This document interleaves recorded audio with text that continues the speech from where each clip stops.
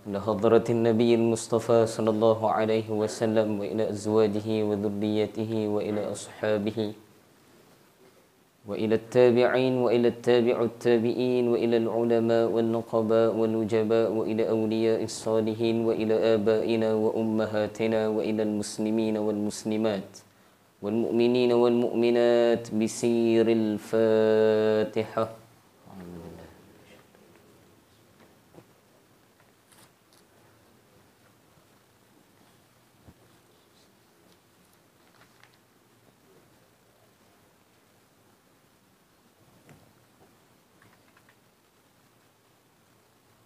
إن الحمد لله نحمده ونستعينه ونستهديه ونستغفره ونؤمن به ونتوكل عليه ونعوذ بالله من شرور أنفسنا ومن سيئات أعمالنا من يهديه الله فلا مضل له ومن يضلله فلا هادي له نشهد أن لا إله إلا الله وحده لا شريك له ونشهد أن سيدنا ونبينا ومولانا وحبيبنا وطبيبنا وإمامنا محمدا عبده ورسوله لا نبي بعده. اللهم صل وسلم على نور الأنوار وسير الأسرار وترياك الأغيار ومفتاح باب اليسار سيدنا ومولانا محمدا المختار وآله أطهار وأصحابه الأغيار عدد نعم الله وإفضاله. فقال سبحانك لا علم لنا إلا ما علمتنا إنك أنت العليم الحكيم. فقال رب اشرح لي صدري ويسر لي أمري واحلل عقدة من لساني يفقهوا قولي. اللهم اغفر لنا ما قدمنا وما أخرنا وما أسررنا وما أعلنا وما أسرفنا وما أنت أعلم به منا. أنت مقدم وأنت مؤخر لا إله إلا أنت يا مقلب القلوب ثبت قلوبنا على دينك وعلى طاعتك. سبحانك إنا كنا من الظالمين ولا حول ولا قوة إلا بالله العلي العظيم. أما بعد. Sahabul fadilah, para alim ulama, para asatizah yang saya muliakan, Tuan Imam Ustaz Luqman, ini merangkap imam di sini lah. Jadi kena raikan tuan-tuan. Ni para wali-wali mestur, wali yang tersembunyi. Kalau imam-imam lain tak ada jemputan ni, dia lah mangsanya. Tak ada, dia payah je tuan-tuan ya. Ini kita muzakarah sikit pasal Quran ni. Penting tak penting Al-Quran ni dalam kehidupan kita. Pertama sekali syukur pada Allah Subhanahu Wa Taala, menjadi sejarah bagi saya lah. Di tempat ni mungkin sekali kot diadakan kuliah subuh. Ni dalam dulu Dr. Usman kan. Pernah sekali dulu Dr. Usman. Kedua saya lah. Dan buat kali pertamanya dilakukan kuliah subuh ni dalam diri saya lah, di sini. Tempat lain banyak dah, sini je kuliah subuh. Dan kita pilih tarikh pada hari nuzulul Quran, pada hari diturunkan Al-Quranul Karim. Maka tajuk yang diberikan kepada saya, bukan atas saya sendiri, diberikan tas ini khusus, yakni berkaitan dengan sains dan Al-Quran. Ini nak cerita ni bagi setengah jam. Nak cerita sains tu je pun mungkin setengah jam. Belum cerita Al-Quran lagi. Kita tengoklah mana yang sempat kita sentuh. Boleh insya-Allah Tuan-tuan jangan lelap dulu ni. Ni dah lelap dah. Bu ila hadratin Nabi dah. Dah lelap dah. Jangan dulu tuan-tuan Dan pertama syukur kita pada Allah Subhanahu Wa Taala. Pada boleh dikatakan fasa yang kedua ini kita berada di dalam rumah Allah. Maka fasa kedua ini, di dalamnya ada satu malam ataupun satu hari yang diasingkan oleh Allah Ta'ala. Yakni menjadi buah mulut ataupun menjadi perkara yang ditunggu-tunggu oleh malaikat Allah Subhanahu Wa Ta'ala. Yakni bila malam diturunkan Al-Quran. Al-Quran ini bukan ada pada zaman Rasulullah. Tidak. Al-Quran ni bila ada tuan-tuan? Tu pertama sekali akidah. Al-Quran ni bila ada? Sudah.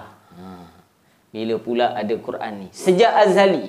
Ni akidah ahlu sunnah wal jamaah. Sejak azali. Al-Quran termasuk dalam kalamullah. Kalamullah. yakni termasuk dalam sifat 20, yakni yang dipegang di tanah Melayu ni sebagai akidah Asy'ariyah wal Maturidiyah, sifat 20 ataupun 13.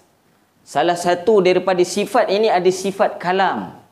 Maka kalam ini kata para ulama, khususnya Al-Imam Al-Syekh Ahmad Al-Fatani rahimahullahu ta'ala, beliau mengatakan bahawa pada sifat ini terbahagi kepada beberapa kelompok Islam pada memahami sifat kalam ni saja. Di sini juga kita berbeza pandangan dengan Mu'tazilah. Di sinilah kita berbeza pandangan dengan Wahabiyah ataupun Mujassimah. Di sini juga kita berbeza pandangan dengan Syiah dan sebagainya di kalam. Tapi tak nak bahas bab tu. Nak bagi tahu dulu je. Itu perkara yang penting, bab akidah. Maka para ulama menyebut, apabila ia telah diberi tahu pada zaman dahulu, maknanya umat yang bakal diturunkan Al-Quran ini, pertama kita kena bangga sebab kita ini diceritakan dahulu oleh Nabi-Nabi. Yakni sebelum kedatangan Rasulullah ada 199,000 para Nabi. Menurut pandangan Al-Imam Mufti Zainal Abidin rahimahullahu ta'ala. Menurut sepakat para ulama diutuskan 124,000 para Nabi dan Rasul. 124,000. Maka di kalangan ini ada pandangan kata 200,000. Maka jumlah ini diceritakan oleh semua para Nabi dan bukan sahaja Nabi, bahkan para malaikat. Bila malaikat cerita nanti kita akan bahaskan sedikitlah.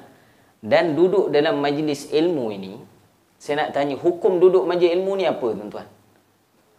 Hukum duduk majlis ilmu. Tak tanya kan tidur. Kan tidur. Kena buat win-win situation. Pagi-pagi mengajar budak darjah 2, tuan-tuan, pengalaman dululah. Cikgu ni ustaz kalau dia ngajar sambil dia duduk, budak-budak tu berjalan. Jadi ustaz dia kena berjalan, budak-budak duduk. Kalau ustaz tu duduk, budak-budak berjalan. Orang tua ni pula kalau tak ditanya dia tidur. Kena ditanya pun tak tidur. Boleh Dan kalau dalam sains, tuan-tuan cerita sains pula ni.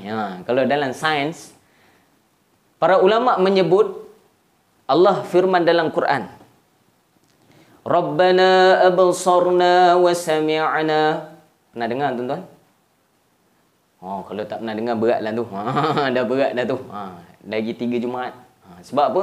Surah ni selalu dibaca pada hari Jumaat, pagi hari Jumaat. Surah apa tuan-tuan? Dengar tu dulu tu.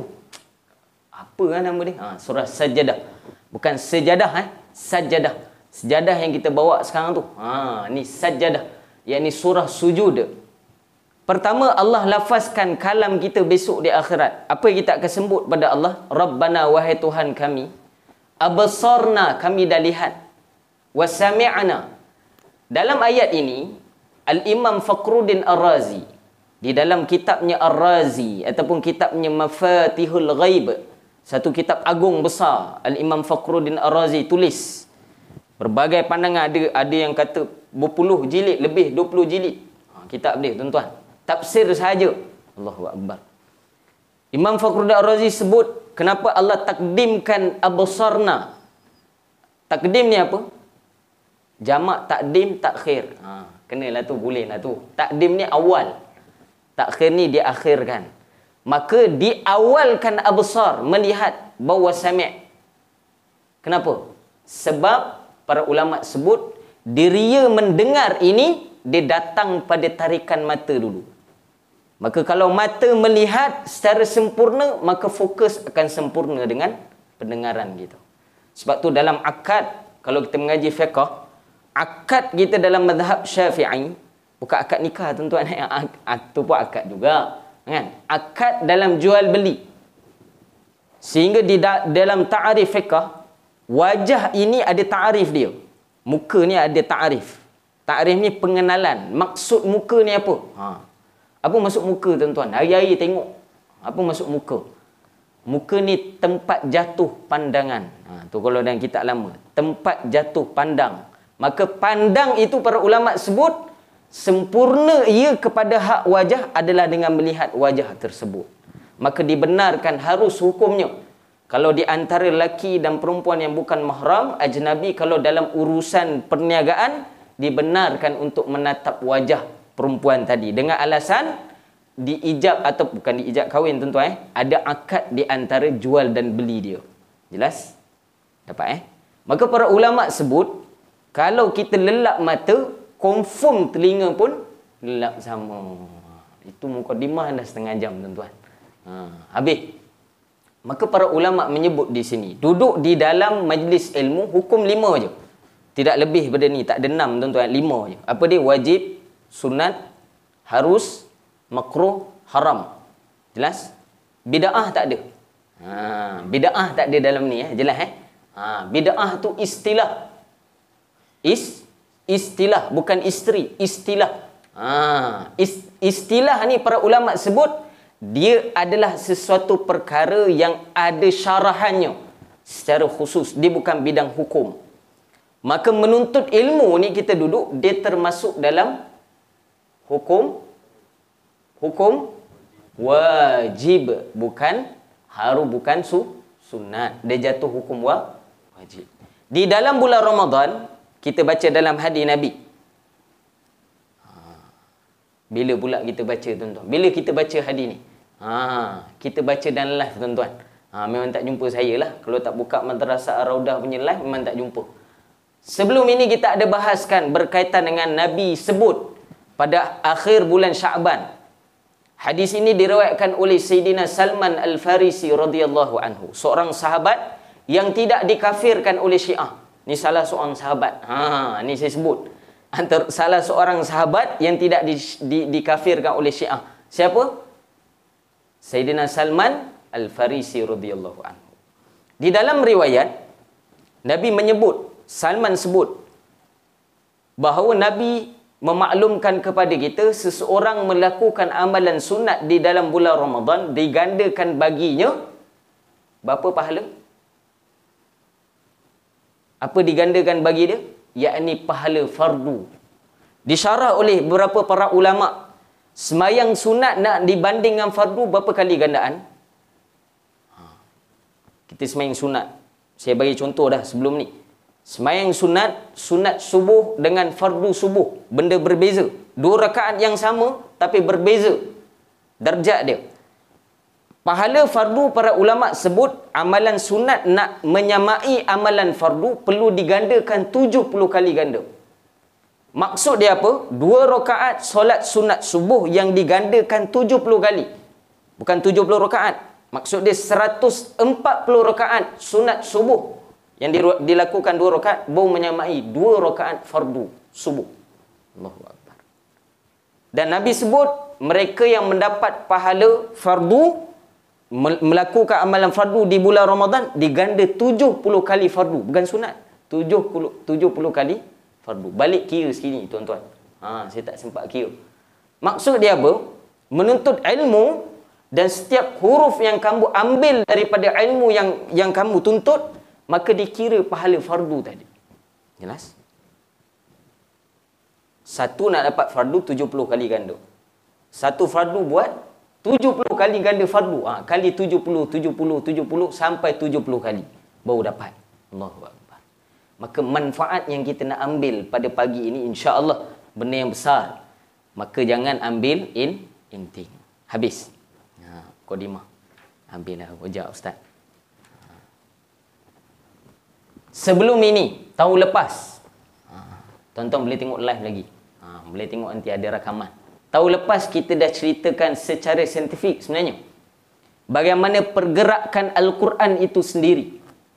Kalau kita nak menandakan ketinggian Al-Quran itu sendiri, kita dah bahas besar dah detail tahun lepas. Ini kita nak masuk tafsir lebih mendalam lagi. Boleh? InsyaAllah. Okey, pertama, ayat pertama yang diturunkan oleh Allah Subhanahu wa taala kepada baginda Nabi sallallahu alaihi wasallam di mana tuan-tuan? Di mana? Di gua Hira. Betul Maka di dalam riwayat Rasulullah sallallahu alaihi wasallam datang pergi di sana, dan yang riwayat yang masyhur Nabi tidak datang pada umur 40, tidak. Nabi dah pergi di sana seawal umur 38 tahun.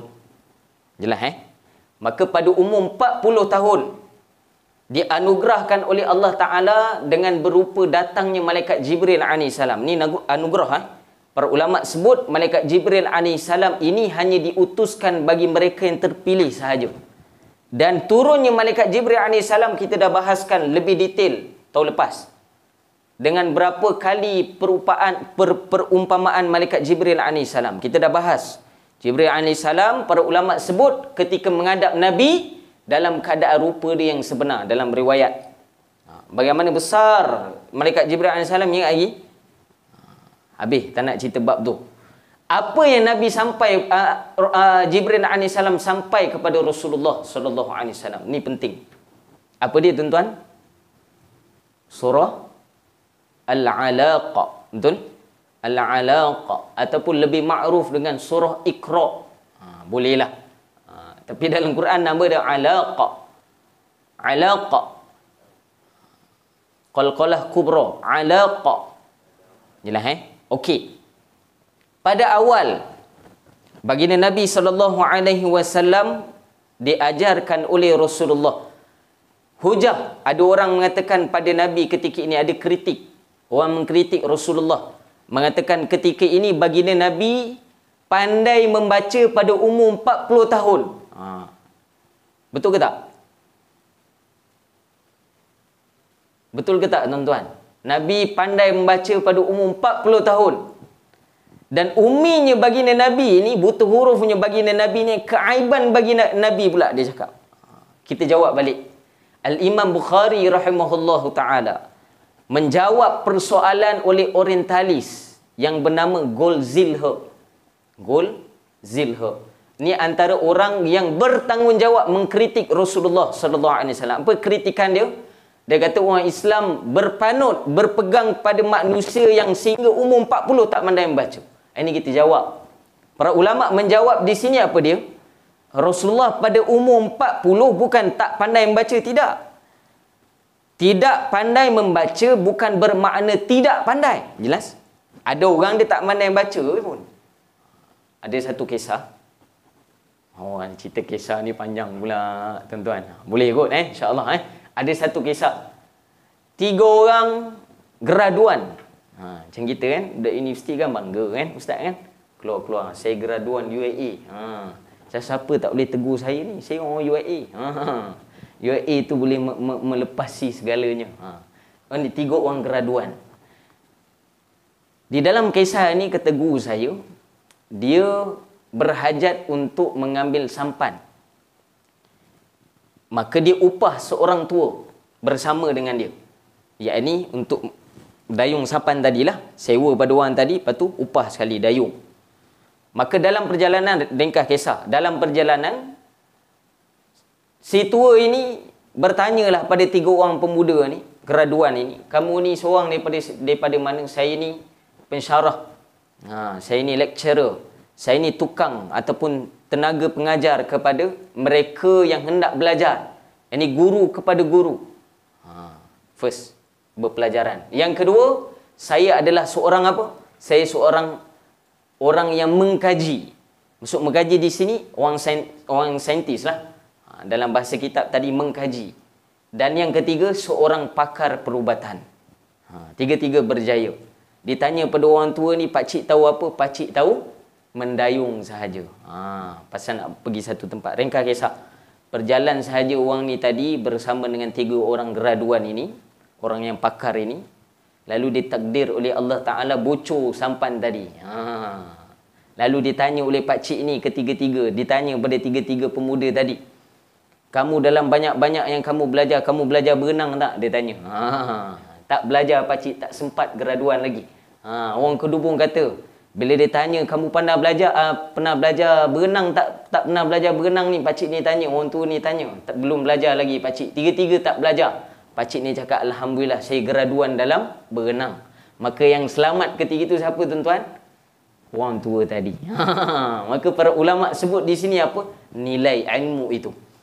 Maka ketika disabdakan, para ulama sebut baginda Nabi ini diberikan oleh Allah Ta'ala keistimewaan apa dia? Tidak ada, para ulama sebut, tidak ada seorang manusia pun yang mampu mengajarkan baginda Nabi SAW Sebab itulah ditangguhkan pada umur 40 tahun dan mengikut kajian sains pada umur 40 inilah kematangan sebenar seorang lelaki. Jelas? Umur 40 ni yang macam-macam ni. Ni kena jaga ni tuan-tuan. Atas 40 ni macam-macam. Pandangan para ulama. Saya sebut ni pandangan para ulama. Antara yang bertanggungjawab mensyarahkan perkara ini adalah Syekh Ahmad Al-Fattani rahimahullahu taala tentang i'rab lil insan, yakni menceritakan tentang apa yang berlaku tabiat kepada manusia ni. Selalunya pada umur 40 tahun ke atas ini dia akan dipengaruhi dengan sifat dia sebelum daripada umur 40 tahun. Sebab tu dalam hadis Nabi sebut, barang siapa yang sampai pada umur 40 tahun atau riwayah 60 tahun, yang kuat 40 tahun, arba'una sanah, 40 tahun, amalan kebaikan dia tidak menandingi amalan keburukan dia. Ataupun dari riwayat lain, amalan keburukan dia menandingi amalan kebaikan dia. Falyatabawwa maq'adahu minan nar. Maka dia bersiap siaga dengan diri dia. Kenapa? Dia telah menempah satu pintu daripada pintu neraka Allah Subhanahu wa taala. Umur 40 kena jaga. Jelas? Pada umur 40 tahun ini para ulama sebut diutus secara formal, rasmi, bahawa baginda Nabi SAW tadi dianugerahkan oleh Allah Ta'ala dengan apa? Dengan ijazah yang paling tinggi sekali. Apa dia? Al-Quranul Karim. Allah sebut, ayat pertama yang disampaikan oleh malaikat Jibril AS kepada Nabi adalah Iqra'. Betul? Iqra' bismi rabbikal ladzi khalaq. Boleh? Pertama para ulama sebut bila bahas Iqra'. Allahu Akbar. Ma'ana Iqra'. Apa maksud Iqra'? Asal perkataan qara'a, yakni baca. Ulama menyebut nak menafsirkan Iqra' bismi rabbikal ladzi khalaq, antara surah yang mensyarahkan tentang ayat pertama ini apa dia? Surah Ar-Rahman. Pertama para ulama sebut, saya nak buat bandingan ni macam mana Kalau boleh tulis, saya tulis. Tak apa, ni bayangkan lah boleh Lepas ni ada latihan sikit tuan-tuan. Bersedia kita ada pop quiz pagi ni. Boleh insya-Allah Okey, pertama, Allah mengajarkan pada baginda Nabi dengan baca. Iqra', para ulama sebut di sini menandakan apa? Yang mengajarkan baca, yakni menutur ataupun bercakap itu siapa? Allah Subhanahu wa taala. Pertama, di dalam surah Ar-Rahman, tahun lepas kita ijazahkan 6 ayat awal surah Ar-Rahman, betul, untuk hafalan. Allah firman, Ar-Rahman 'allamal Qur'an khalaqal insan 'allamahul bayan. Para ulama sebut pada ayat keempat ini mensyarahkan ayat pertama dalam surah Alam. Kenapa? Pertama, Allah mengajarkan baca kepada Rasulullah, Iqra' bismi rabbikal ladzi khalaq. Hendaklah kamu baca, wahai Muhammad, bacalah kamu. Baca di sini dengan fi'il amar. Fi'il amar ni perintah. Bacalah wahai Muhammad bismi rabbikal ladzi, dengan nama Tuhan kamu. Okey, saya nak tanya satu benda. Allah menggunakan lafaz Rabb. Iqra' bismi rabbikal ladzi. Betul? Rabb. Di dalam bahasa Arab, apa maksud Rabb? Rabb ni apa? Alhamdulillahi Rabbil Alamin. Sekali puji bagi Allah Rabbil Alamin. Dengan makna apa? Tuhan sekalian alam. Betul? Tuhan sekalian alam. La ilaha illallah. La, tiada. Tidak ada. Nafi. Ilaha. Makna ilah. Ilaha. Tiada. Terjemah. Tiada Tuhan. Ilah. Tiada Tuhan. Illallah. Illa melainkan Allah. Allah. Apa beza Rabb dengan ilah kat sini? Kenapa dalam tasyahud kita baca la ilaha illallah, tak baca la Rabb illallah? Tidak ada Rabb melainkan Allah, tapi baca la ilah. Tidak ada ilah, tidak ada Tuhan melainkan Allah. Apa beza?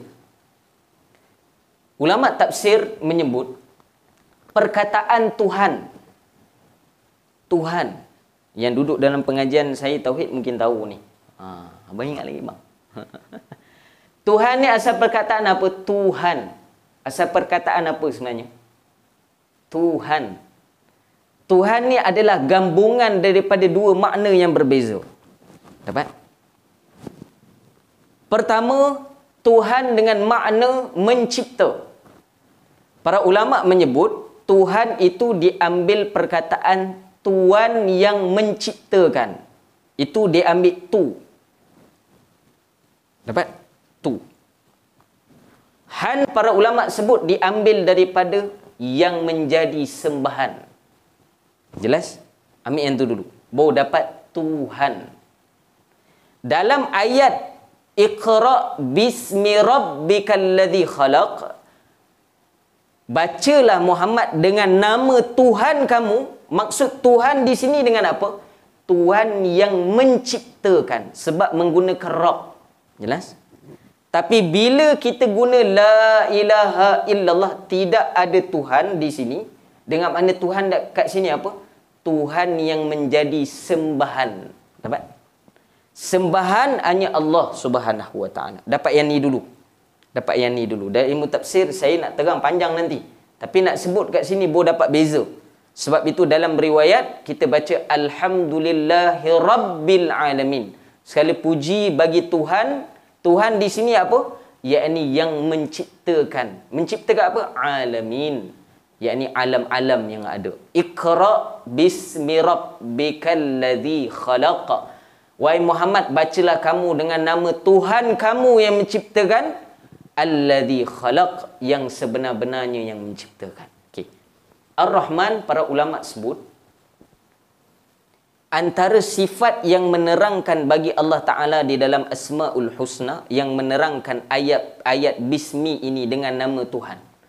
Para ulama sebut diajarkan pada awal ayat ini supaya Nabi memulakan sesuatu perkara dengan bismillah.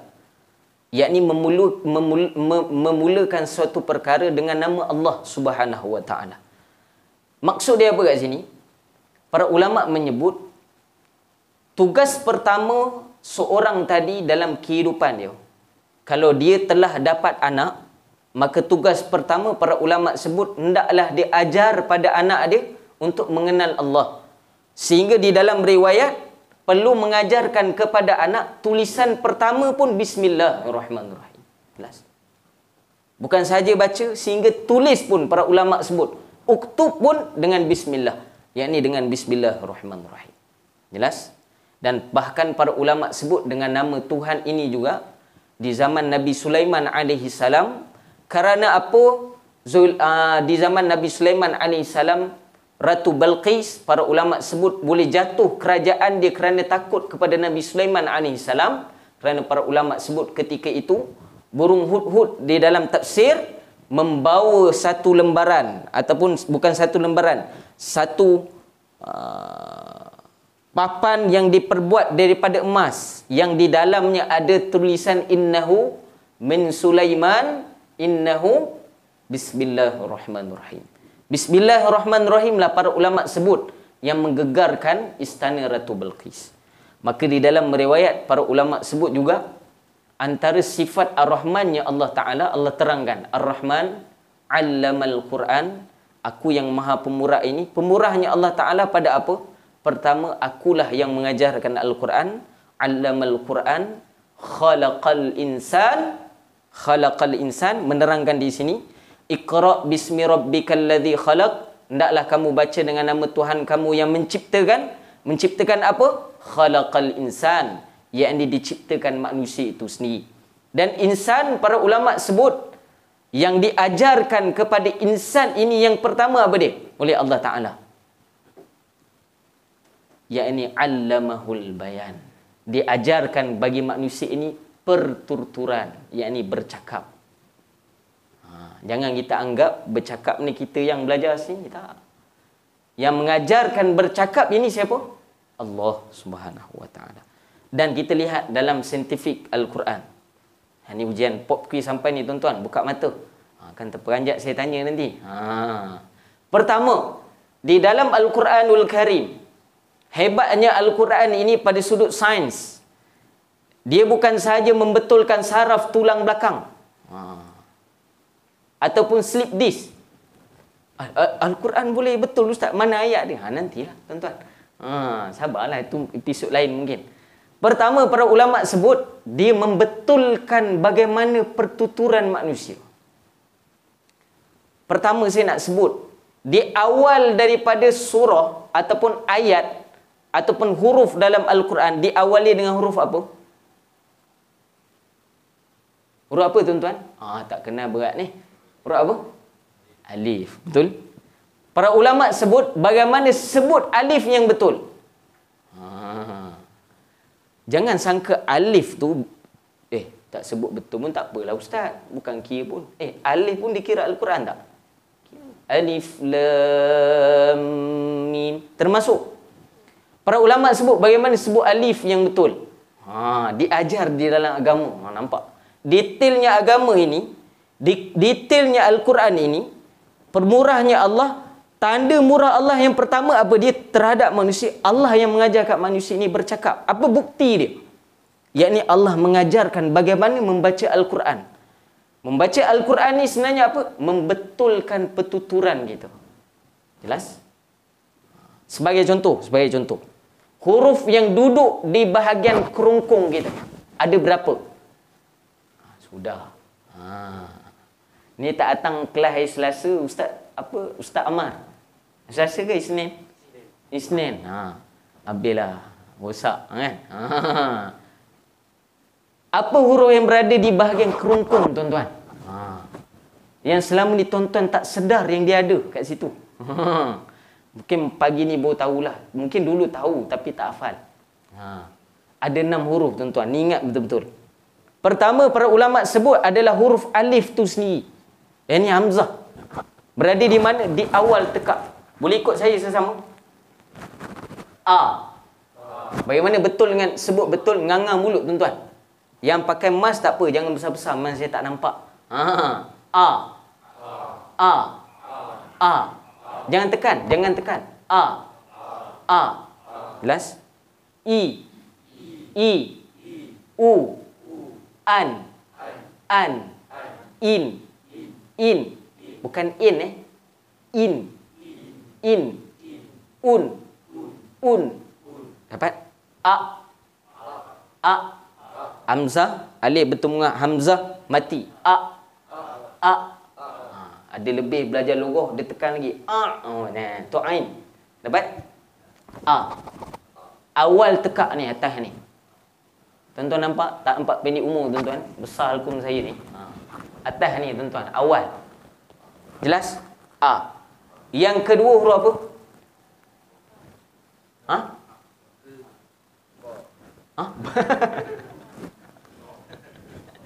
Good try bang. Yang penting try. Tak apa. Dia ada 6 huruf. Ataupun kalau dalam tajwid dipanggil izhar halki. Apa dia pula? Dah. Tak apa, nama tu tinggalkan dulu. Pertama hamzah, Yang kedua apa?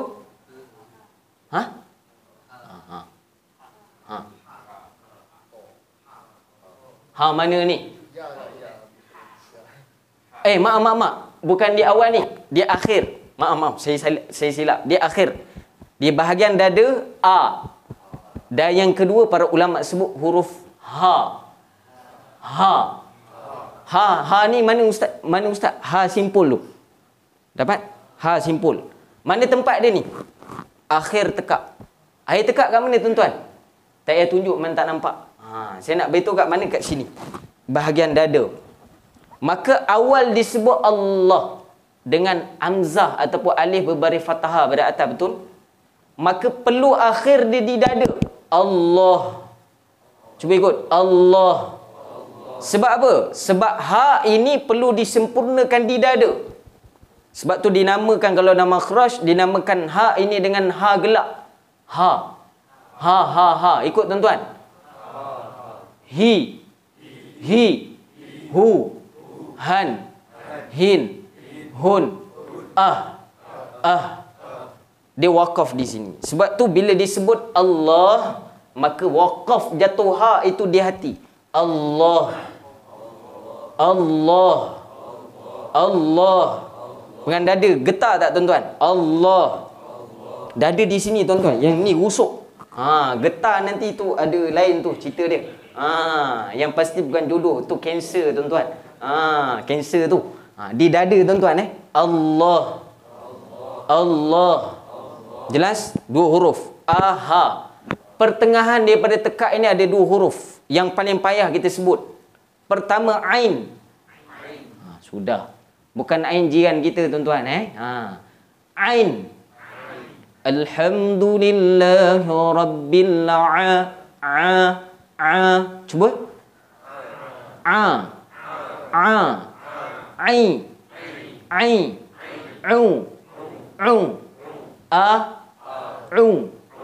Beza bukan au. 40 tu macam tu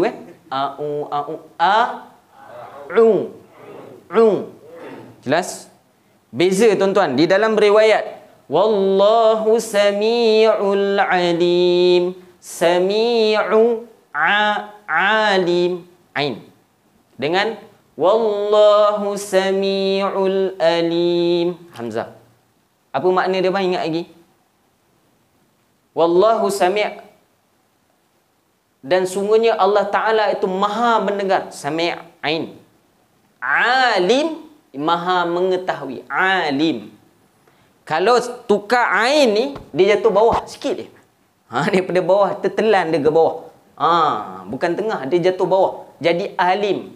Alim di dalam riwayat, bukan dalam tafsir, terjemah ada alim ni pedih. Sungguhnya Allah Ta'ala yang maha mendengar lagi maha pedih. Cantik tuan-tuan. Sebab itulah jin tak lari kita baca. Ada orang jumpa saya, ustaz, saya ni, orang histeria ni, saya baca ayat kursi. Tahu saya, a'udzubillah minasyaitanir rajim. Itu saja dah 41 kali.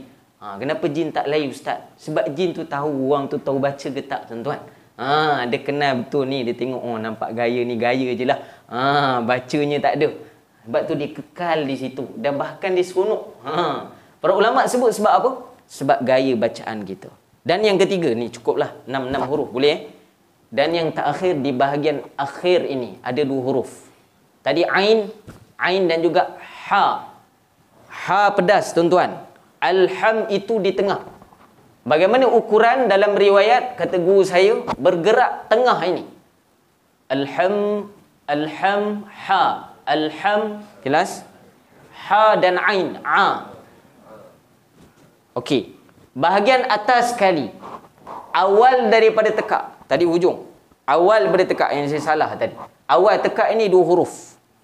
Pertama, ulama sebut huruf ini kalau orang tak dapat sebut dia bohong. Kenapa bohong tuan-tuan? Sebab kita akan sebut dia setiap malam. Pertama huruf kha. Biasa sebut tuan-tuan. Bohong. Tanya bini sebelah. Tak mak ke anak mesti sebut punya. Tak kha, yang kedua ra. Kha, ra. Cuba kha. Nak buang kahak. Kha. Ra. Ra. Kha. Ra. Kha. Khalaqa. Khalaqa. Ra. Ra. Ain ada mata toncit atas tuan-tuan. Ada mata kat atas. Ra. 6 huruf ini tidak ada hukum pada huruf. Maksud dia tidak perlu didengung dan sebagainya. Sebab dia termasuk izhar halki. So izhar halki ni perlu jelas di bahagian halkum. Soal dia di sini, saya nak tanya. Ini bau 6 huruf. Berapa banyak huruf yang kita tak sempurnakan hak dia? Ni kat sini ni. Padahal inilah senaman perkataan yang terbaik. Dan para ulama menyebut setiap huruf ini, kata Syekh Ahmad Al-Fatani, adanya malaikat kiramin bararah yang jaga. Bukan kosong tuan-tuan. Setiap ayat dalam Al-Quran, hurufnya ada dijaga oleh malaikat. Sebab tu Syekh Ahmad sebut di dalam kitabnya, yakni rahsia huruf ijaiyah, siru ala huruf ijaiyah, dia mengatakan apa? Bismillahirrahmanirrahim sahaja ada 786 kiramin bararah yang jaga. Saya pernah sebut dulu ni. Redman, Tufat 786. Alhamdulillah, syukur. Betul? 786. Apa benda 786? Ni bukan mamak, tuan-tuan. Mungkin dia belajar lah.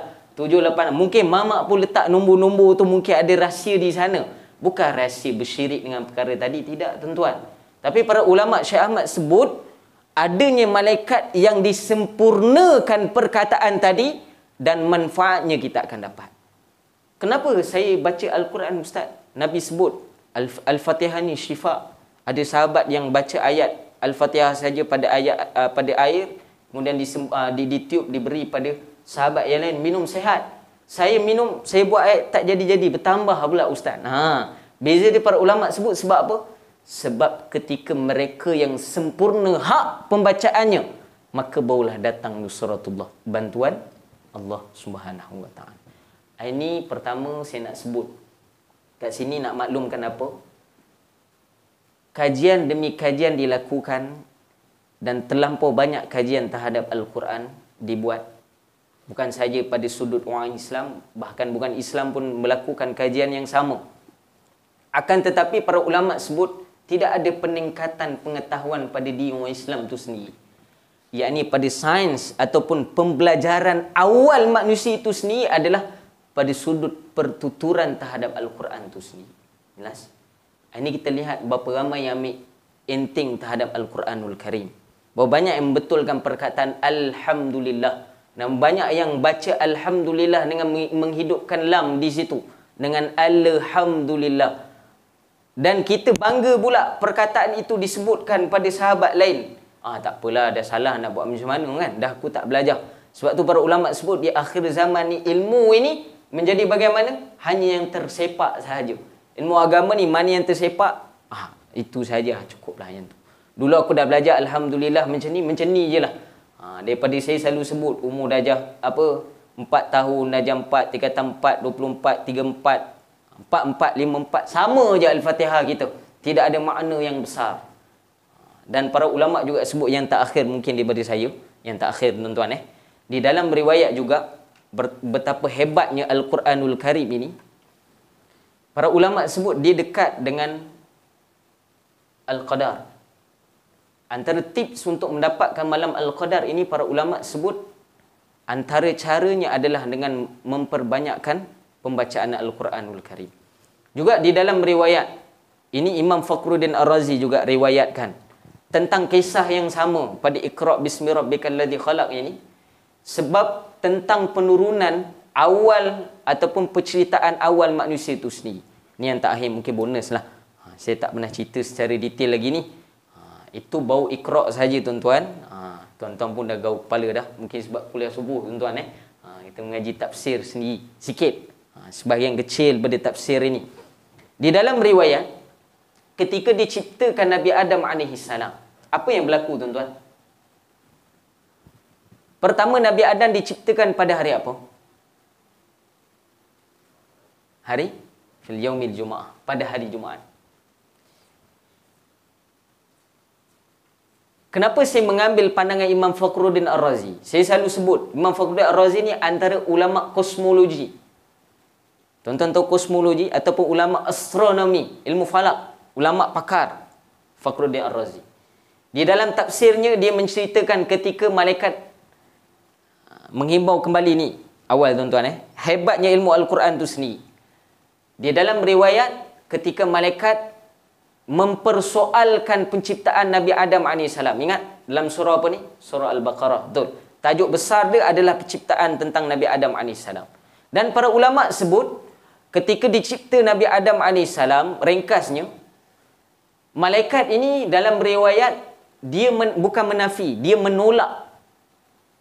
Bukan cadangan ataupun dia menolak, bukan menolak lah. Macam mana bahasa yang lebih sesuai? Argue ni apa? Mempertikaikan. Mengarguekan. Macam tak kena. Mempertikaikan. Para ulama sebut, ketika itu, malaikat ini tidak bernafsu. Sedangkan mempertikaikan suatu perkara itu adalah datang kepada hawa nafsu. Para ulama sebut ketika ini malaikat yang mempertikaikan ini bukan malaikat di kalangan yang besar. Ni dalam tafsir malaikat ni pun ada besar ada kecil dia. Bukan semua malaikat besar. Besar ni antara Jibril AS. Yang hebat-hebat ni, yang dekat dengan Allah Ta'ala ini dinamakan muqarrabin, ni malaikat yang besar. Yang mempertikai ni adalah malaikat yang kecil, kata mufassirin. Ulama tafsir kata malaikat yang kecil. Maknanya yang tak ada pangkat di kalangan malaikat yang lain. Dia tugas-tugas kecil sahaja. Maka dia mempertikaikan Allah Ta'ala. Betul? Buat apa kamu nak ciptakan Adam ini sedangkan dia akan menumpahkan darah? Betul? Kisah dia.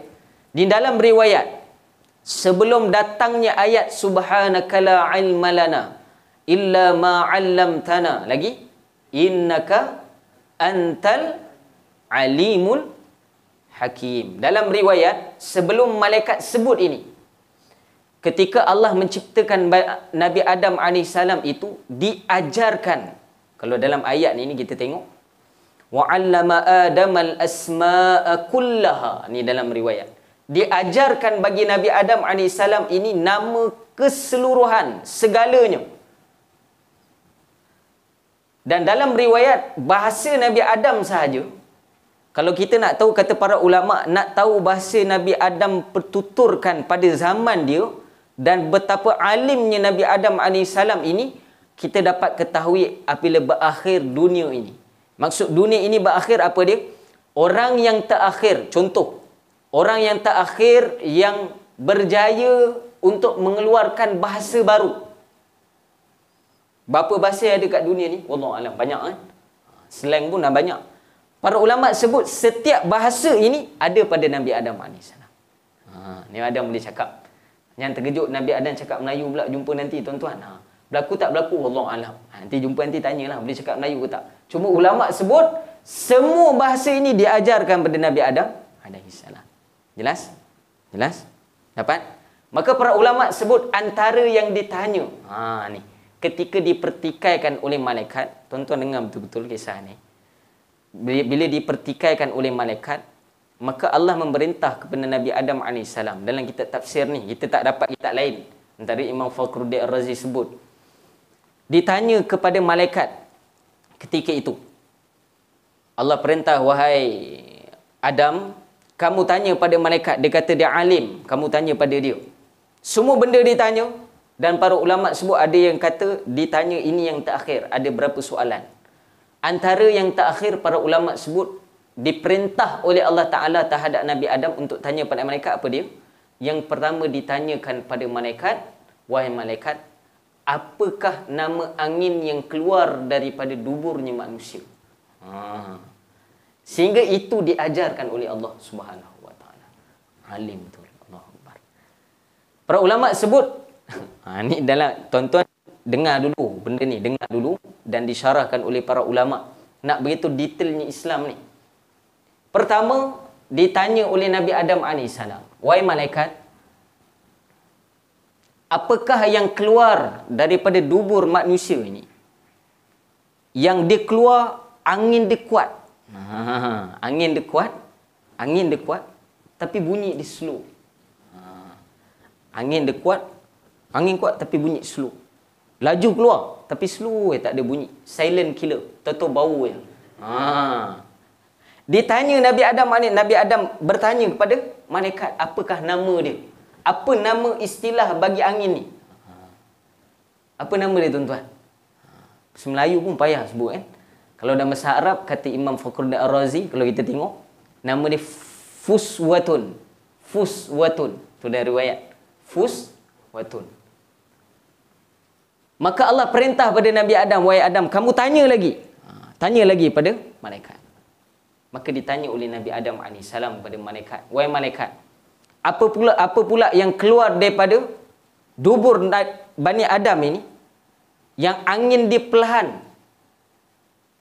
tapi bunyi pun perlahan. Tadi angin kuat, bunyi perlahan. Ni angin perlahan, bunyi pun perlahan. Tapi ada bau lah. Dua-dua ada bau, yang pasti ada bau lah. Maka dijawab oleh Nabi Adam AS. Nabi Adam yang tanya, kemudian Nabi Adam yang jawab. Allah perintah, wahai Adam, bagi tahu pada malaikat. Maka dijawab oleh malaikat, dijawab oleh Nabi Adam AS, kalau dari riwayat, fisyatun. Pertama fuswatun. Tak ingat tak apa, tak wajib tuan-tuan yang ketiga fisyatun.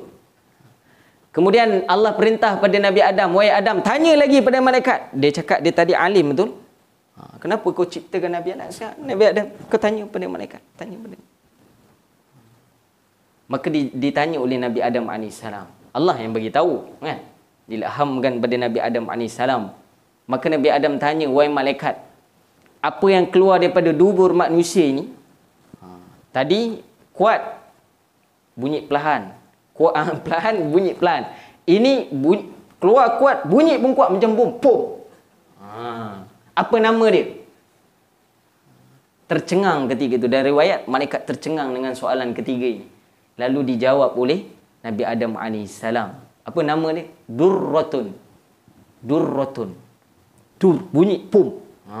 Durratun. Ni bukan saya melawak, tuan-tuan. Ni yang kitab tafsir ni. Jangan cakap susah pula tuan-tuan di kitab tafsir. Dan yang keempat, dia tanya. Tak berjawab malaikat. Cukup 4. 4. Cukup 4 tuan-tuan. Boleh 5. Haram hukum dia tuan-tuan. Yang tahu-tahu. Cukup 4 lah soalan dia. Nabi Adam AS tanya kepada, wahai Adam, tanya lagi pada malaikat. Maka dalam riwayat Nabi Adam tanya pada malaikat, wahai malaikat, apa yang keluar daripada dubur manusia ini? Yang dia keluar perlahan, tapi bunyi dia kuat macam bucun. Bunyi. Contoh. Tuan-tuan gelak tu mungkin pernah lah tu kan. Dia bunyi perlahan saja. Dia keluar perlahan, bunyi lama. Bunyi lama. Apa nama dia? Tak boleh jawab oleh malaikat Allah Subhanahu wa taala. Maka dijawab oleh Nabi Adam AS, musakhkharun. Musakhkharun. Musakhkharun. Ini dicerita oleh Imam Fakhruddin Ar-Razi. Maka para ulama sebut habis 4 soalan ini, barulah dilafazkan oleh malaikat ketika itu, qala subhanakala, qalu subhanakala ilma lana illa ma 'allamtana innaka antal alimul hakim. Para ulama sebut belagak malaikat patut. Kita belagak tak patut tuan-tuan. Malaikat ketika itu belagak dia patut. Sebab kalau nak banding penciptaan malaikat ketika itu dengan Nabi Adam AS, mana lama? Malaikat bila dicipta tuan-tuan? Orang boleh jawab. Kalau orang tu boleh jawab, sama ada di jin ataupun iblis lah. Dua je lah. Nabi tak ada dah tuan-tuan. Mungkin wali adalah, jarang lah wali nak jumpa kita ni kan. Sedadi sikit tuan-tuan. Wali ni pandang habis dah kita dah. Habis nampak semua. Para ulama sebut ketika itu, sebab apa? Malaikat ini diciptakan daripada nur. Bahkan dia lebih awal lagi daripada penciptaan kita ini.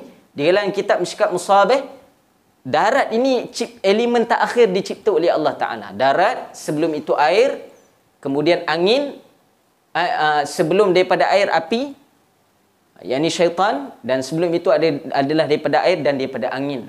Dan para ulama sebut sebelum angin itu adalah penciptaannya malaikat Allah Subhanahu wa taala. Layak disebut macam tu sebab dia orang lama. Sebab tu kadang-kadang orang lama dia tengok orang baru duduk depan ni lama pula ceramah tuan-tuan Biasalah. Saya suka hati saya lah saya nak habis pukul apa. Saya nak beritahu kat sini apa tuan-tuan, hebatnya ilmu Al-Quran tadi. Maka sarankan pertama, kalau tak dapat disempurnakan hak itu oleh kita, maka sempurnakan hak itu pada anak-anak kita. Maka kita berikan peluang itu pada anak-anak. Maka sekarang ni anak-anak lah penerus kepada generasi Al-Quranul Karim. Kita akan lihat bagaimana Al-Quran ni diangkat semula pada zaman Imam Mahdi nanti. Maka antara keturunan kita ini bersama dengan itu ataupun tidak, itu persoalan dia. Bukan dia nak datang bila, itu bukan persoalan dia. Persoalan yang sebenar persiapan terhadap tentera mereka ini. Al-Mahdi ini sendiri para ulama sebut. Dan menjadi penyediaan bagi tentera tadi adalah mereka yang menjaga Al-Quranul Karim. Dan satu perkara yang sangat besar, bila mereka yang menyediakan Al-Quran ini dalam hidup mereka, maka saya jarang melihat dalam kehidupan saya sendiri dan terhadap juga pengalaman para ulama yang lain, dalam mereka yang mengamalkan Al-Quran dalam kehidupan mereka ni runsing tak ada. Mereka yang mengamal Al-Quran dan kehidupan dia mesti teratur kehidupan dia. Hebat Al-Quran ni bila diamalkan. Jelas? InsyaAllah. Wallahu subhanahu wa ta'ala a'lam. Maka yang terakhir sekali tuan-tuan, yang terakhir sedikit saja. Saya nak mohon kat sini. Dan bukan saja Al-Quran, Nabi sebut dalam hadis, khairukum man ta'alamal Quran wa 'allamahu. Khairukum, sebaik-baik di antara kamu. Nabi sebut yang terbaik, the best of the best, man ta'alamal Quran, mereka yang belajar Al-Quran, wa 'allamahu, dan mengajarkan dia. Macam ni. Belajar dan mengajarkan Al-Quran, belajar dan mengajarkan Al-Quran. Dua-dua ini terbaik. Para ulama sebut, jadi salah satu daripada ini, belajar ataupun mengajarkan, itu pun terbaik. Dan ulama sebut di sini yang paling besar apa dia?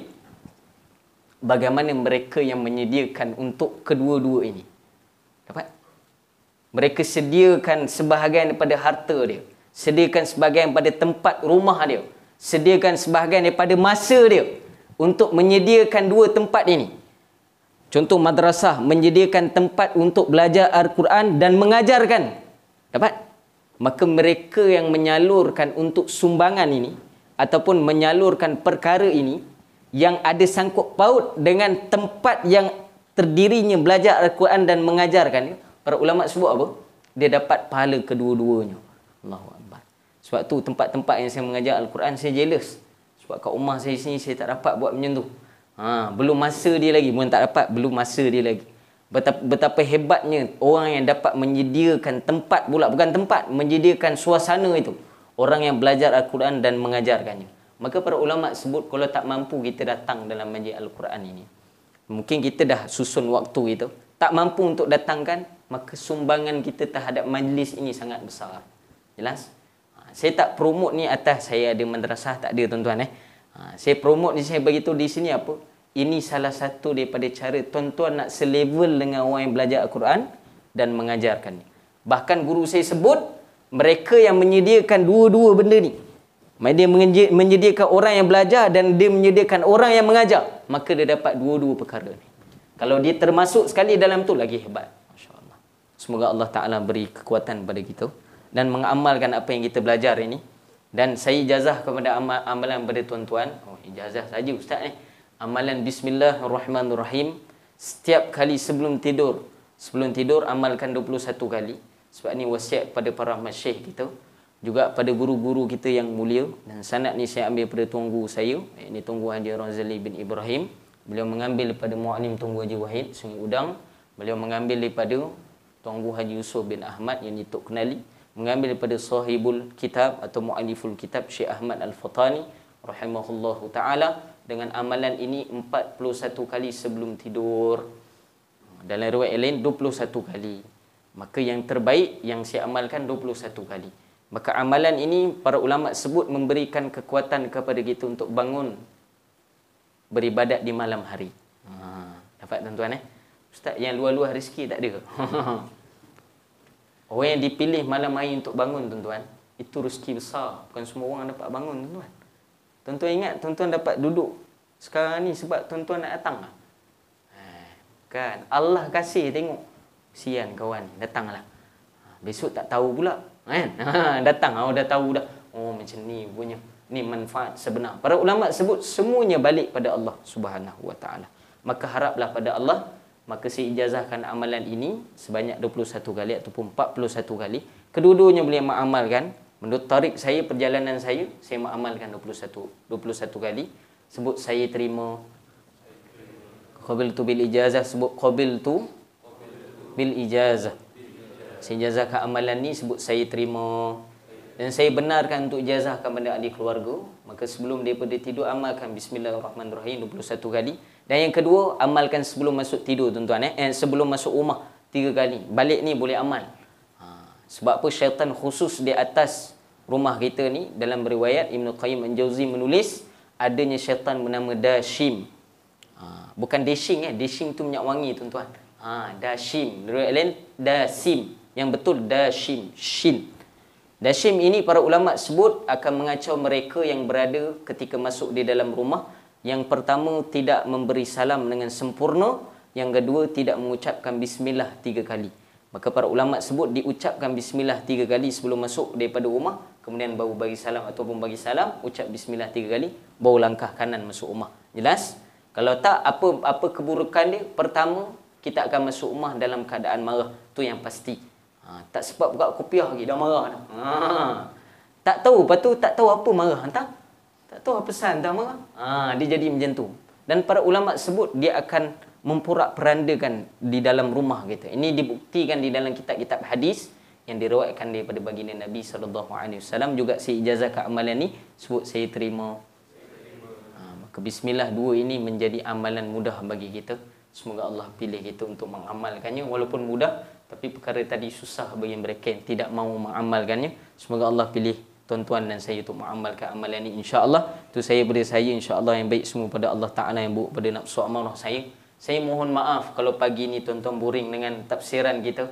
Mungkin pada akan datang nanti tuan-tuan akan tahu manfaat sebenar pada apa yang saya cerita ini. Kalau tak dapat di dunia ini, mungkin di akhirat esok tuan-tuan akan maklum pada saya betul Ustaz sebut tu. Dah nampak dah. Bahawa kalau lelap mata ni memang telinga pun lelap. Itu pun jadilah tuan-tuan. Yang penting ada manfaat kita ambil, insya-Allah. Wabillahi taufiq wal hidayah. Wassalamualaikum warahmatullahi taala wabarakatuh. Bismillahirrahmanirrahim. Alhamdulillahirabbil alamin, wassalatu wassalamu ala asyrafil anbiya'i wal mursalin sayyidina maulana Muhammad wa ala alihi washabihi ajma'in. Rabbana atina fid dunya hasanah fil akhirati hasanah wa qina adzabannar. Sallallahu alaihi sayyidina Muhammad wa ala alihi washabihi ajma'in. Alhamdulillahirabbil alamin. Boleh share, pakat share amalan tadi pada keluarga khususnya. Tak perlu ijazah, saya ijazah untuk guru sebut. Saya pun perlu ijazah. Tak perlu tuan-tuan amal saja 21 kali, 41 kali bismillah sebelum tidur dan 3 kali sebelum masuk rumah, insya-Allah. Wallahu taala a'lam.